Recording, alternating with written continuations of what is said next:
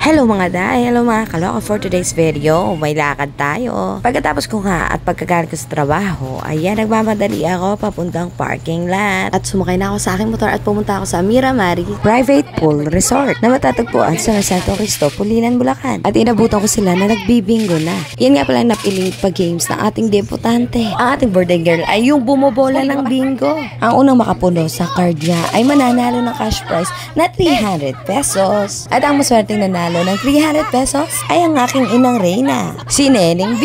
At nagpapakit pa nga ang aming baby Giona. At dahil nagutom ako sa kakatawa sa pabingo ng ating birthday girl na si Irish, ayan na nga't nilantangan ko na ang mga pagkain na nakahain sa may lamesa. Kain tayo guys. Ayan, katunayan yan ha.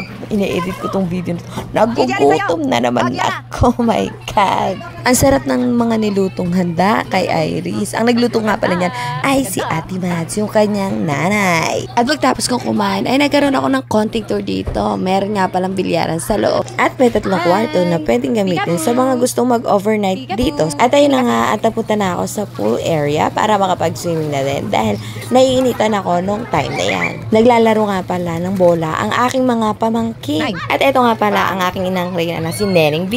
At eto naman ang aking baby, si Ate Gigi. At may nais pa na akong tulalay. At eto naman ang aking pamangkin na si Lian, anak ng ate ko. At dahil maganda ang ating camera, naganda-gandahan na naman ako. Ala ay biro lamang ho iyon. Baka ho may magseryoso at magalit sa akin. Kailangan naman paminsan-minsan ay maging para tayo sa ating sarili at mag-enjoy tayo sa lahat ng bagay na ating ginagawa. Yung tipong alam mo na wala kang nasasagasaan at tatapang ang ibang tao. At ayun na nga, lumusong na rin ako sa swimming pool at nag-feeling serena naman ang lola nyo. Minsan lamang mangyari sa aming buhay yung ganitong event, kaya sinulit ko na ang oras na ito. At nakipaglaro na rin ako sa aking mga pamangkin. Pagkatapos ko ay naligo na ako at nagbanlaw. At ito naman ang aking hinap, ang aking baby pamangkin. Nakipagkulitan muna nga ako dito sa aming baby. Pagkatapos ay sinuot ko na ang aking jacket at ako'y naghanda na sa aking pag-uwi sa aming bahay. Hanggang dito na lang ang aking vlog.